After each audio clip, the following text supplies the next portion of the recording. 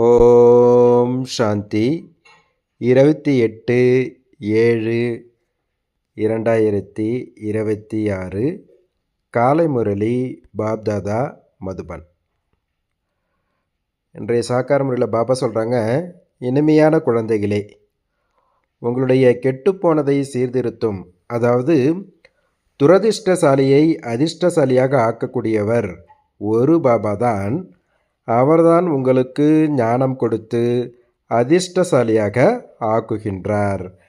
கேள்வி கேட்குறாங்க பாபா, குழந்தைகளாகி நீங்கள் இந்த ஆன்மீக பட்டியல் அமர்வதற்கான ஒரு விதி என்ன?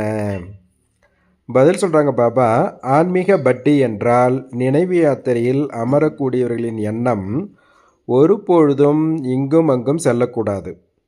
ஒரு பாபாவை நினைவு செய்ய வேண்டும். உங்கள் புத்தி இங்கும் அங்கும் செல்கின்றது என்றால் தூங்கி விழுவீர்கள், கொட்டாவி வரும். இதனால் வாயு மண்டலம் கெட்டுவிடும், தனக்குத்தானே நஷ்டத்தை உருவாக்குகின்றீர்கள் என்றார் பாபா. பாட்டு, உள்ளத்தின் உதவியாளரை துண்டித்துவிட வேண்டாம். ஓம் சாந்தி. இனிமேலும் இனிமையான ஆன்மீக குழந்தைகள், பாட்டின் 2 வார்த்தைகளை கேட்டீர்கள். குழந்தைகளுக்கு எச்சரிக்கை கொடுக்கின்றார். இந்த நேரத்தில் கூட பிராமணர்களான உங்களைத் தவிர அனைவரின் அதிர்ஷ்டமும் கெட்டுவிட்டது. நீங்களும் கூட இப்பொழுது கெட்டதை சீர்திருத்தி கொண்டு இருக்கின்றீர்கள். பாபாவைத்தான் அதிர்ஷ்டத்தை உருவாக்கக்கூடியவர் என்று சொல்லப்படுகின்றது. நீங்கள் சிவபாபா எவ்வளவு இனிமையானவர் என்று அறிவீர்கள். பாபா என்ற வார்த்தையே மிகவும் இனிமையானது. பாபாவிடமிருந்துதான் அனைத்து ஆத்மாக்களுக்கும் ஆஸ்தி கிடைக்கின்றது. லௌகீக தந்தையால் ஆண் குழந்தைகளுக்கு ஆஸ்தி கிடைக்கின்றது, பெண் குழந்தைகளுக்கு இல்லை. இப்போ லௌகீகத்தில் இருக்காங்கன்னா ஆஸ்தி பையனுக்கு தான் கொடுப்பாங்க, பொண்ணுக்கு கொடுக்க மாட்டாங்க. ஆனால் இங்கே ஆண் குழந்தைகளும் பெண் குழந்தைகளும் ஆஸ்திக்கு அதிகாரி ஆகின்றார்கள். இங்கே பாபா ஆணுக்கும் பெண்ணுக்கும் ஒரே மாதிரி தான் கொடுக்குறார் பாபா. பாபா தன்னுடைய குழந்தைகளுக்கு, அதாவது ஆத்மாக்களுக்கு கற்பிக்கின்றார். ஆத்மாக்கள் அனைவரும் சகோதரர்கள் என்பதை புரிந்து கொண்டீர்கள். உண்மையில் இதுதான் சகோதரத்துவம் என்று சொல்லப்படுகின்றது. ஒரு பகவானின் குழந்தைகள் பின்பு ஏன் இவ்வளவு சண்டை போடுகின்றார்கள்? அனைவரும் தங்களுக்குள் சண்டை போடுகின்றார்கள். அநேக தர்மம், அநேக வழி. மேலும் முக்கியமான விஷயம், ராவண ராஜ்யத்தில் சண்டை நடக்கின்றது. ஏனென்றால் விகாரம் அனைவரிடமும் நுழைந்துள்ளது. காம விகாரத்திற்காக எவ்வளவு சண்டை போடுகின்றார்கள்? அப்படி அநேக ராஜாக்கள் சண்டை போட்டுள்ளார்கள். காமத்திற்காக அதிக சண்டை போட்டு உள்ளார்கள். எவ்வளவு சந்தோஷம் அடைகின்றார்கள்? யாரிடமாவது மனதை பறிகொடுத்து விட்டால் கொலையும் கூட செய்கின்றார்கள். காமம் மகா எதிரி. கோபம் உள்ளவரை கோபக்காரன் என்றுதான் சொல்கின்றோம். பேராசை உள்ளவரை பேராசைக்காரன் என்று சொல்கின்றோம். ஆனால் காமம் உள்ளவருக்கு மட்டும் அநேக பெயர் வைத்துள்ளார்கள். ஆகையால்தான் அமிர்தத்தை விட்டு விஷத்தை ஏன் குடிக்கின்றீர்கள் என்று சொல்கின்றார்கள். சாஸ்திரத்தில் அமிர்தம் என்ற பெயரை வைத்துள்ளார்கள். கடலை கடையும் பொழுது அமிர்தம் வெளிப்பட்டது என்று சொல்கின்றார்கள். லக்ஷ்மியிடம்தான் கலசம் கொடுத்துள்ளார்கள். எவ்வளவு கதைகள் உள்ளன! இதிலும் கூட பெரியதிலும் பெரிய விஷயம் சர்வவியாபி என்ற விஷயம், கீதையின் பகவான் யார் என்ற விஷயம், மேலும் பதித்த பாவனர் யார். இந்த 3 விஷயங்கள் முக்கியமான விஷயம். கண்காட்சியில் இந்த விஷயங்களின் படங்களை வைத்து புரிய வைக்க வேண்டும். பதித்த பாவனன் ஞானக்கடல், மேலும் அதிலிருந்து வெளிப்பட்ட ஞான கங்கைகள், அதாவது தண்ணீரி நதியா அல்லது கடலா? எவ்வளவு நல்ல நல்ல விஷயங்கள் புரிய வைக்கப்படுகின்றது. பாபா உட்கார்ந்து புரிய வைக்கின்றார். இனிமேலும் இனிமையான குழந்தைகளே, உங்களை யார் பாவனம் ஆக்குகின்றார்? கெட்டுப்போனதை சீர்திருத்தக்கூடியவர் யார்? இந்த பதித்த பாவனன் எப்பொழுது வருகின்றார்? இந்த விளையாட்டு எப்படி உருவாக உள்ளது? இது யாரும் அறிவதில்லை. பாபாவிற்குத்தான் ஞானக்கடல், கருணைக்கடல், அமைதி கடல் என்று சொல்லப்படுகின்றது.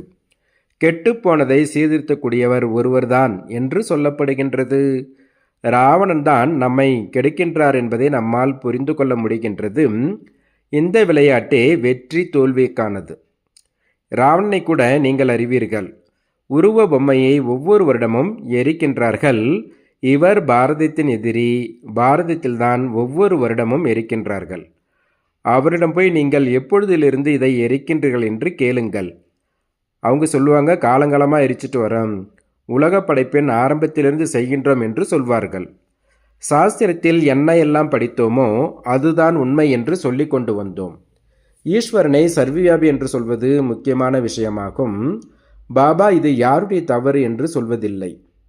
இது நாடகத்தில் பதிவாகியுள்ளது வெற்றி தோல்வியின் விளையாட்டு. மாயாவிடம் தோல்வியே தோல்வி, மாயாவிடம் வெற்றியே வெற்றி. மாயாவிடம் எப்படி தோல்வியடைகின்றீர்கள் என்பதை புரிய வைக்கின்றார். முழு அரைக்கல்பம் ராவண ராஜ்யம் நடக்கின்றது. ஒரு வினாடி கூட வித்தியாசம் ஏற்படாது. ராமராஜ்யத்தின் ஸ்தாபனை, ராவண ராஜ்யத்தின் விநாசம் நடக்கின்றது. நாடகத்தில் அதன் நேரப்படி சரியாக நடக்கின்றது.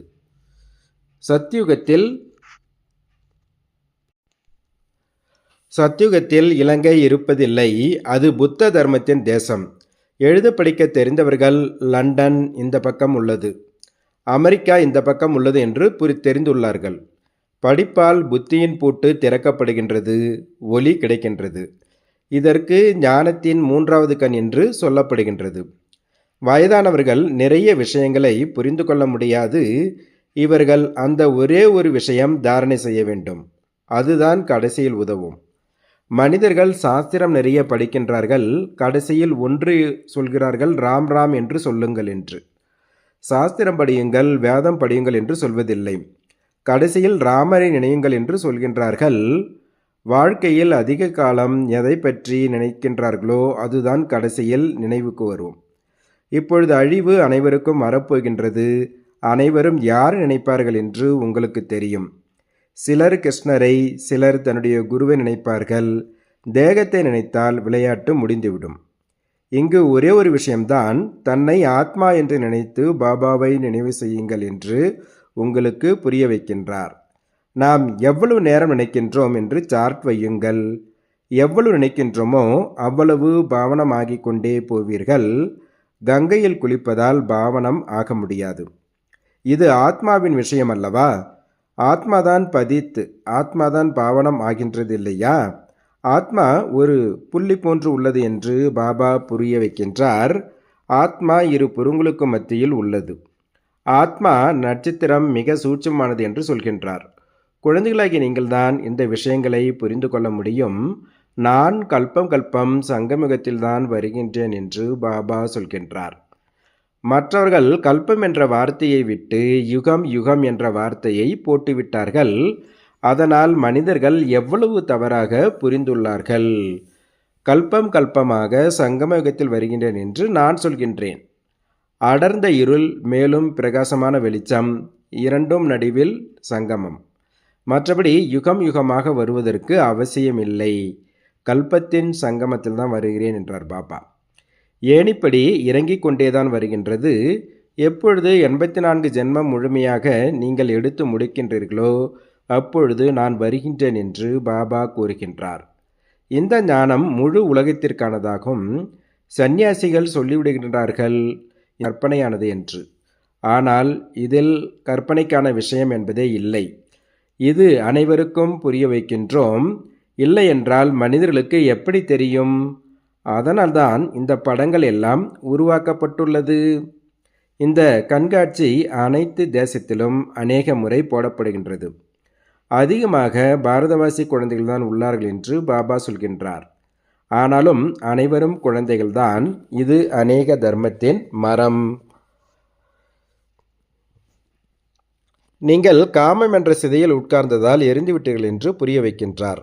சத்யுகத்தில் யார் முதலில் வருகின்றார்களோ அவர்களே துவாபர யுகத்தில் முதல் வந்து காம அக்னியில் எரிகின்றார்கள். அதனால்தான் கருப்பாக ஆகிவிட்டார்கள். இப்பொழுது அனைவருக்கும் சத்கதி ஏற்பட வேண்டும். நீங்கள்தான் நிமித்தமாக உள்ளீர்கள். உங்களுக்கு பின்னால் தான் அனைவருக்கும் சத்கதி ஏற்பட வேண்டும். பாபா எவ்வளவு எளிமையாக புரிய வைக்கின்றார். பாபாவை மட்டும் நினைவு செய்யுங்கள் என்று சொல்கின்றார். ஆத்மாதான் துர்கதியை அடைந்து விட்டது. ஆத்மா பதித்தமாக ஆனதால் உடல் கூட அவ்வாறே கிடைக்கின்றது. ஆத்மாவை பாவனமாக்குவதற்காக பாபா எளிய வழியை கற்றுக் கொடுக்கின்றார். திருமூர்த்தி படத்தில் பிரம்மாவின் படத்தை பார்த்து மனிதர்கள் ஐயோ ஐயோ என்று சொல்கிறார்கள். இவரை பிரம்மா என்று ஏன் சொல்கின்றீர்கள்? பிரம்மாவோ சூட்சுமவாசி தேவதை. அவர் இங்கே எப்படி வந்தார்? இந்த தாதா புகழ் பெற்றவராக இருந்தார். செய்தித்தாள்களில் எல்லாம் இவர் பெயர் வந்தது. ஒரு வைர வியாபாரி தன்னை ஸ்ரீகிருஷ்ணர் என்று சொல்கின்றார். எனக்கு 16,108 ராணிகள் வேண்டும் என்று சொல்கின்றார். இப்படிலாம் அந்த காலத்தில் ஆரம்பத்தில் நியூஸ்லாம் வந்தது. அவரை விரட்டுவதற்கான போராட்டம் அதிகமானது. இப்பொழுது ஒவ்வொருவருக்கும் எப்படி புரிய வைப்பது? இத்தனை மனிதர்கள் உள்ளார்கள். அபுவில் கூட யாராவது வந்தால் உடனே கேட்கின்றார்கள், நீங்கள் பிரம்மா குமாரிகளிடம் போகின்றீர்களா? அவர்கள் மந்திரம் போடுகின்றார்கள். ஆண் பெண் இருவரையும் சகோதரன் சகோதரி ஆக்குகின்றார்கள். பெரிய பெரிய விஷயம் கூறி மனதை கெடுத்து விடுகின்றார்கள் அப்படின்னு சொல்கிறாங்க. நீங்கள் என்னை ஞானக்கடல், உலகத்தின் சர்வசக்திவான் என்று சொல்கிறீர்கள் அல்லவா என்று பாபா கேட்கின்றார். உலகின் சர்வசக்திவான் என்றால் வேத சாஸ்திரங்கள் அனைத்தையும் அறிந்தவர். பெரிய பண்டிதர்களை கூட சக்தி என்று சொல்கின்றோம். ஏனென்றால் அவர்கள் அனைத்து வேத சாஸ்திரம் படித்தவர்கள். பனாரஸ் என்று பட்டத்தை வாங்குகின்றார்கள். மகா மகோபாத்தியாய ஸ்ரீ 108 சரஸ்வதி என்ற இந்த பட்டம் யாவும் அங்குதான் கிடைக்கின்றது. யார் மிகவும் புத்திசாலிகளோ அவர்களுக்கு இந்த பட்டம் கிடைக்கின்றது. சாஸ்திரத்தில் ஜனகரை கூட எழுதியுள்ளார்கள். யாராவது உண்மையான பிரம்ம ஞானத்தை சொல்லுங்கள் என்று கேட்கின்றார். இங்கு பிரம்மஞானி யாரும் இல்லை. அனைத்தும் இங்குள்ள விஷயங்கள்தான். கதைகளை பெரியதாக்கி விட்டார்கள். சங்கரர் பார்வதி கதைகள் கூட எழுதியுள்ளார்கள். எவ்வளவு கதைகளை எழுதியுள்ளார்கள்! சங்கரர் அமர்ந்து பார்வதிக்கு கதை சொன்னதாக காட்டுகின்றார்கள். உண்மையில் சிவன்தான் சொல்கின்றார். ஆனால் அவர்கள் சங்கரர் பார்வதி பெயரை எழுதிவிட்டார்கள்.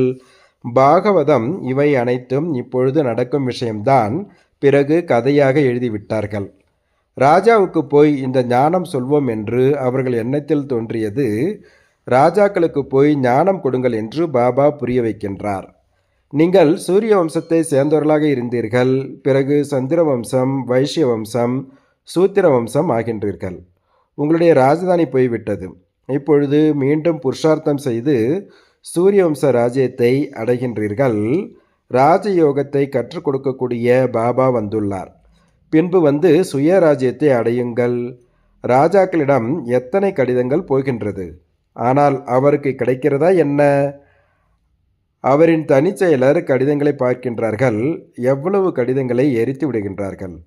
முக்கியமான விஷயங்களாக இருந்தால்தான் ராஜாவிற்கு காட்டுகின்றார்கள். அஷ்டவக்கிரர் ஜனகருக்கு ஒரு வினாடியில் ஜீவன் முக்தியின் காட்சியை காண வைத்தார் என்று சொல்லப்படுகின்றது. இப்பொழுது பாபா வந்து எவ்வளவு நல்ல விதமாக புரிய வைக்கின்றார்.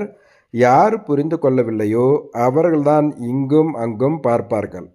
அவர்கள் புத்தியில் உட்காரவில்லை என்று பாபா உடனே புரிந்து கொள்கின்றார். அனைவரும் நல்ல விதமாக கேட்கின்றார்களா என்று பாபா 4 புறமும் பார்க்கின்றார். இவர்கள் புத்தி எங்கே அலைந்து கொண்டு இருக்கின்றது என்றால் கொட்டாவி விட்டு கொண்டே இருப்பார்கள். புத்தியில் ஞானம் பதியாத பொழுது தூங்கி வழிவார்கள். நஷ்டமாகிவிடுகிறது. கராச்சியில் குழந்தைகளுக்கு யோக பட்டி நடத்தப்பட்டது. தூக்கம் வந்தால் உடனே வெளியில் சென்று விடுவார்கள். அவர்களாகவே தான் வந்து அமர்ந்தார்கள். வெளியில் இருந்து யாரும் வரவில்லை. ஆரம்பத்தில் இவர்களுக்கு பெரிய நடிப்பின் பார்ட் இருந்தது. பெரிய கதை இருக்கும். ஆரம்பத்தில் குழந்தைகள் மிகவும் தியானத்தில் போய்விடுவார்கள். இப்பொழுது கூட மந்திரவாதி என்று சொல்லி கொண்டிருக்கின்றார்கள். பரம்பிதா பரமாத்மாவை மந்திரவாதி என்று சொல்கிறார்கள் அல்லவா? அவர்களுக்கு பாபாவின் மீது மிகவும் அன்பு உள்ளது. அதனால்தான் பார்த்தவுடன் தியானத்தில் போய்விடுகின்றார்கள் என்று பாபா பார்க்கின்றார். வைகுண்டம் என்பது பாரதவாசிகளுக்கு மிகவும் பிடிக்கும். அதனால் யாராவது இருந்தால் கூட வைகுண்டவாசி ஆகிவிட்டார், சொர்க்கவாசி ஆகிவிட்டார் என்று சொல்கிறார்கள். இப்பொழுது இது நரகமாக உள்ளது. அனைவரும் நரகவாசிகள் ஆகிவிட்டார்கள். அதனால்தான் யாராவது இறந்தால் சொர்க்கவாசி ஆகிவிட்டார் என்று சொல்கிறார்கள். ஆனால் யாரும் சொர்க்கத்திற்கு போவதில்லை. இப்பொழுது நீங்கள் மட்டும்தான் அறிவீர்கள். நாம் தான் சொர்க்கவாசியாக இருந்தோம். பின்பு 84 ஜன்மம் எடுத்து நரகவாசி ஆகிவிட்டோம். இப்பொழுது மீண்டும் பாபா சொர்க்கவாசியாக ஆக்கி கொண்டிருக்கின்றார். சொர்க்கத்தில்தான் நமது ராஜதானி இருந்தது. ராஜதானியில் அநேக பதவிகள் இருக்கின்றது. முயற்சி செய்து மனிதனிலிருந்து நாராயணன் ஆக வேண்டும். மம்மா பாபா எதிர்காலத்தில் லட்சுமி நாராயணர் ஆகின்றார் என்பதை நீங்கள் அறிந்து கொண்டீர்கள். இப்பொழுது புருஷார்த்தம் செய்து கொண்டு இருக்கின்றீர்கள். ஆகையால்தான் தாய் தந்தையை பின்பற்றுங்கள் என்று சொல்லப்படுகின்றது. இவர்கள் எப்படி முயற்சி செய்தார்களோ அப்படி நீங்களும் செய்யுங்கள். சுய தரிசன சக்கரதாரி ஆக வேண்டும். இது கூட நினைவு இருக்க வேண்டும். நீங்கள் பாபாவை நினைவு செய்யுங்கள், ஆஸ்தியை நினைவு செய்யுங்கள், திரிகாலதர்ஷி ஆகுங்கள். உங்களுக்கு முழு சக்கரத்தின் ஞானம் உள்ளது. இதில் மூழ்கியிருங்கள். மற்றவர்களுக்கும் புரிய வையுங்கள். இந்த சேவையிலேயே ஈடுபட்டு இருந்தால் மற்ற எந்த தொழில் வேலை ஆகியவும் நினைவுக்கு வராது. பாபா தாரணிக்கான முக்கிய சாரம் சொல்கிறாங்க. ஃபஸ்ட்டு பாயிண்ட்டு, சத்யுகத்தில் உயர்ந்த பதவி அடைவதற்காக தாய் தந்தையை முழுமையாக பின்பற்றுங்கள். அவர்களைப் போன்று முயற்சி செய்யுங்கள். சேவையில் மூழ்கியிருங்கள். ஒருமித்த மனதோடு படியுங்கள் என்றார் பாபா. ரெண்டாவது பாயிண்ட்டு, நினைவின் சார்ட் உண்மையானதாக வைக்க வேண்டும். தன்னை ஆத்மா என்று நினைத்து பாபாவை நினைவு செய்யுங்கள். தேகம் சம்பந்தப்பட்டவர்களை நினைவு செய்ய வேண்டாம் அப்படின்றார் பாபா. பாபா வரதானம் கொடுக்குறாங்க. தனது மிக உயர்ந்த நிலையில் நிலைத்திருந்து ஒவ்வொரு எண்ணம், சொல், செயலை செய்யக்கூடிய சம்பூர்ண நிர்விகாரி ஆவீர்களாக.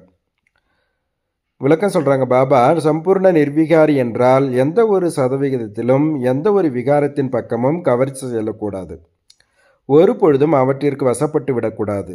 மிக உயர்ந்த நிலையில் இருக்கக்கூடிய ஆத்மாக்கள் ஒரு பொழுதும் சாதாரண சங்கல்பம் கூட செய்ய முடியாது.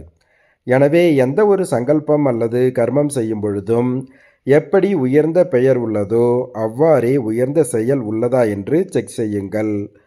பெயர் உயர்ந்ததாக, காரியம் தாழ்ந்ததாக இருந்தது என்றால் பெயரை கெடுத்துக் கொள்கிறீர்கள். அவப்பெயர் ஏற்படுகின்றது. எனவே லட்சியத்திற்கேற்ப லட்சணத்தை தாரணை செய்தீர்கள் என்றால் அப்பொழுதுதான் சம்பூர்ண நிர்விகாரி, மிக புனிதமான ஆத்மா என்று கூறுவார்கள். பாபா ஸ்லோகன் சொல்கிறாரு, கர்மம் செய்யும் பொழுது செய்பவரும் செவிப்பவருமான தந்தையின் நினைவு இருந்தது என்றால் சுய முயற்சி மற்றும் யோகத்தின் சமநிலை இருக்கும். அவ்யக்த சமிக்கை. இந்த மாதம் ஜுவாலா சொரூப நிலையில் நிலைத்திருந்து சக்திசாலி நிலைவின் அனுபவம் செய்யுங்கள்.